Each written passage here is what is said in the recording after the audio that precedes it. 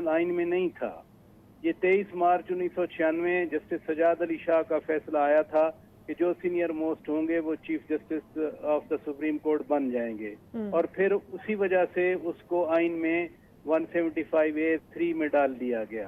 तो लिहाजा अगर उस वक्त तरमीम हो सकती है तो आज क्यों नहीं हो सकती? सबसे बड़ी बात यह है कि पार्लियामान का अख्तियार है आइन बनाना, आइन तरमीम करना, और वैसे जरूरत नहीं हमेशा होता है। और उसको जो अच्छी डेमोक्रेसीज हैं, एडवांस डेमोक्रेसीज हैं, उनमें भी तो कॉम्प्रोमाइज का वर्ड यूज किया जाता है ना।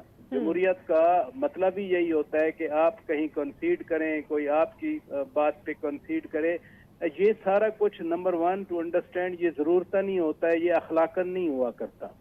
अब जरूरत अर्जेंसी क्या है, क्योंकि जाहिर है आगे बढ़ानी है चीजें। मसलन आप कहेंगे जी ये 1 महीने बाद या 2 महीने बाद क्यों नहीं हो जाता, तो 2 महीने बाद फिर क्या लॉजिक बनेगी? आप सितंबर में हैं, अगले महीने 20 के बाद 24-25 को चीफ जस्टिस ऑफ पाकिस्तान की ये मौजूदा मुद्दत खत्म होनी है। अगर उनको तौसीह हो गई तो वो रहेंगे, वरना मौजूदा मुद्दत खत्म हो जाएगी तो कोई और आ जाएंगे। तो ये जरूरतें जो जी शौकत राजा, मुझे सीनियर मोस्ट पर और फिर जो ट्रांसफर है इस्लामाबाद हाई कोर्ट्स के लिए, उसके ऊपर आपसे बात करनी है। हमारे साथ ही मौजूद रहिएगा। अपने व्यूअर्स को ये बता रहे हैं कि JUIFA की पार्लिमानी पार्टी का इजलास जारी है। इजलास मौलाना फजल रहमान की रिहाइशगाह पर इस वक्त हो रहा है।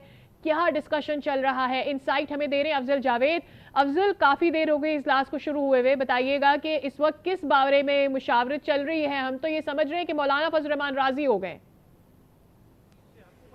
जी बिल्कुल, आज दिन तक तो बज़ाहिर यही नज़र आ रहा था कि जिस तरीके से अहम हुकूमती शख्सियात खास तौर पर पाकिस्तान पीपल्स पार्टी के चेयरमैन बिलावल भुट्टो ज़रदारी के साथ होने वाली जो रात के बातचीत थी, उसके बाद तो यही नज़र आ रहा था कि तमाम चीज़ें तय कर ली गई। लेकिन अब मौलाना फजल रहमान की सरबराही में जो अरकान सेनेट है और अरकान कौमी असम्बली के जो JUIFA की जो पार्लिमानी पार्टी है, उनका इजलास जारी है और तमाम सूरत हाल पर जो है मौलाना फजल रहमान अपने तमाम पार्लिमानी पार्टी के रहनुमाओं को जो है आगाह कर रहे हैं। और जो चीज़ें हुकूमत की जानिब से जो आईनी तरमीम की जा रही हैं, उसके हवाले से जो मौलाना फजल रहमान के साथ शेयर की गई हैं, उनके भी मंदरजात से भी मौलाना फजल रहमान जो है अपने शुरा को आगाह करें। और जो भी डिसीजन तय किया जाएगा, उन तमाम डिसीजन का महवर इस वक्त JUIFA की जो इस वक्त पार्लिमानी पार्टी का इजलास जो है वो चल रहा है, उसके ऊपर मरकूज है। क्योंकि हुकूमत का तमाम तर इंसार जो आईनी तरमीम करना चाह रही हैं, जो आईनी रिफॉर्म्स करना चाह रही हैं, उनकी तमाम तर तवज्जो का महवर जो है JUIFA की सपोर्ट के साथ है। तो लिहाजा इस वक्त तमाम फैसलों का जो मंबा बनी हुई है वो इस वक्त JUIFA की पार्लिमानी पार्टी का इजलास है।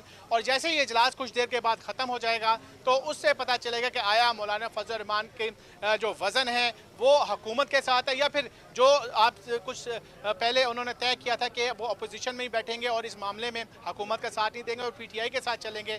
तो ये काफ़ी चीज़ें इस वक्त जो है शिकार हमें दिखाई दे रही हैं कि आज के दिन मौलाना फजल रहमान क्या फैसला करते हैं।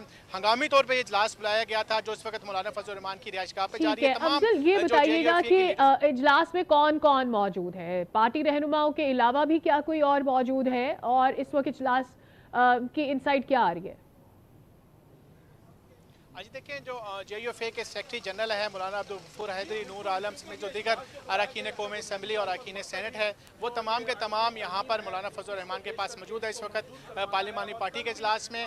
और मौलाना फजल रहमान अपनी पार्लिमानी पार्टी के रहनुमाओं के साथ भी मुस्तकबिल की हिकमत अमली तय करें कि अगर हुकूमत के साथ वो जाते हैं, जिस तरीके से गुज़िश्ता 2 रोज़ से हुकूमती शख्सियात ने मौलाना फजल रहमान के साथ और उनकी पार्टी को अपने साथ इंगेज किए रखा है, उस हवाले से बिलावल भुट्टो ज़रदारी का किरदार बड़ा कलीदी रहा है। तो वो तमाम चीज़ों के हवाले से अपने पार्लिमानी पार्टी के रहनुमाओं को ऑनबोर्ड कर रहे हैं। और बताया जा रहा है कि जैसे ही इजलास खत्म होगा तो जो भी फैसले किए जाएंगे उनके फैसलों की तफसीलात से मीडिया को आगाह किया जाएगा। लेकिन हुकूमत की तमाम तर तवज्जो, हुकूमत की तमाम तर नजरें जो इस वक्त मौलाना फजल रहमान की सरबराही में जो JUIFA का पार्लिमानी पार्टी का इजलास जारी है उसके ऊपर मरकूज है। ठीक है अफजल, ज़रा ये भी बताइएगा कि अगर हिमायत हासिल हो जाती है मौलाना फजल रहमान की, उनके पार्टी अरकान की जो कौमी असम्बली के रुकन भी हैं, तो कितने नंबर्स ऐड हो जाएंगे वफाकी हुकूमत के पास? जी देखें, JUIFA की कौमी असम्बली में 8 और सेनेट में 5 जो है वो अरकान की जो है नुमाइंदगी कर रहे हैं।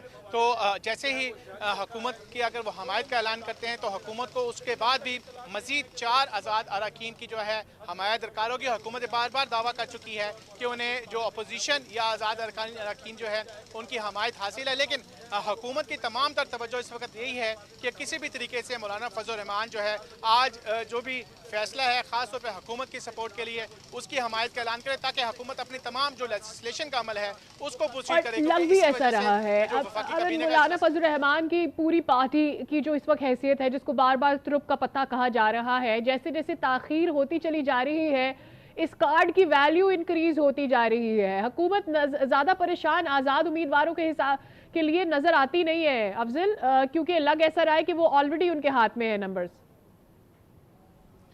हाँ जी, देखिए एक वक्त ऐसा नजर आ रहा था कि मौलाना फजल रहमान किसी भी सूरत जो है इन आईनी रिफॉर्म्स के हवाले से हुकूमत का साथ नहीं देंगे, लेकिन